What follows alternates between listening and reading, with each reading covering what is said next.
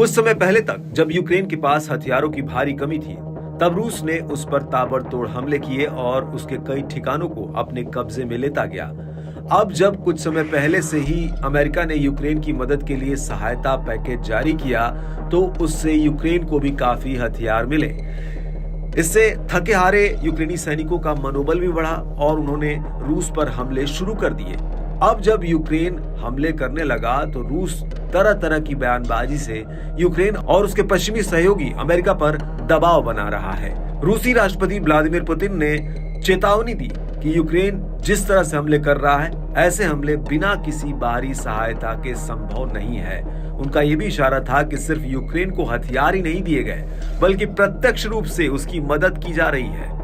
Putin ने मंगलवार को कहा कि यूक्रेन के पश्चिमी समर्थकों को यह समझने की जरूरत है कि उनके द्वारा सप्लाई किए गए लंबी दूरी तक मार करने वाले हथियारों से रूसी क्षेत्रों पर किए जा रहे हमले युद्ध को और बढ़ाएंगे और इसके गंभीर परिणाम होंगे। पुतिन ने ताशकंद में संवाददाताओं से बात करते हुए खुले तौर पर अपनी बात रखी।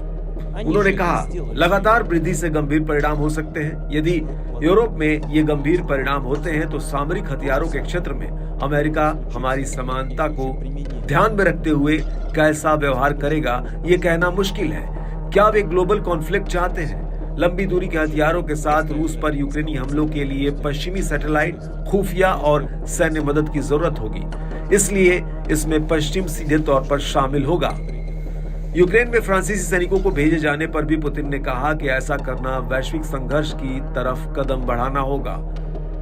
यूरोप में नेटो सदस्यों के बारे में पुतिन ने कहा, वहां के छोटे देशों को इस बात का एहसास होना चाहिए कि वे किसके साथ खेल रहे हैं, क्योंकि उनके पास जमीन भी कम है और आबादी बहुत घनी है।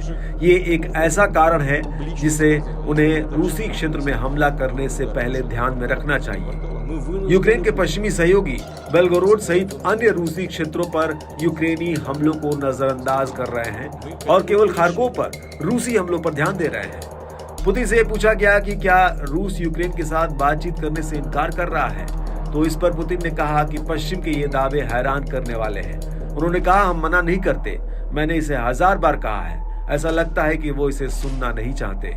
आपको बता दें कि साल 2022 से चल रहे रूस यूक्रेन युद्ध ने पश्चिम के साथ रूस के 60 सालों के संबंध में सबसे ज्यादा गिरावट पैदा किया है और अब ये संकट उस स्थिति में पहुंचता जा रहा है जिसे राजनयिक अब तक की सबसे खतरनाक स्थिति बता रहे हैं। रूस लगातार यूक्रेन के इलाकों में आगे बढ़ रहा है और यूक्रेन रूस को रोकने में बहुत ज्यादा सफल नहीं हो पा रहा है।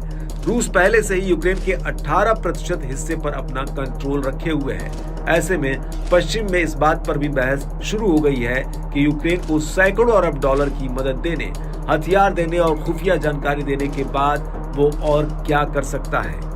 हालांकि रूस की तरफ से एक के बाद एक जिस तरह से बयान आ रहे हैं और वो खुद पर नेटो की तरफ से परमाणु हमले की चिंता भी जता रहा है, उससे लगता है कि अब रूस को इस बात का एहसास है कि यूक्रेन उसके हमलों का बराबरी से जवाब दे रहा है और आगे भी देगा।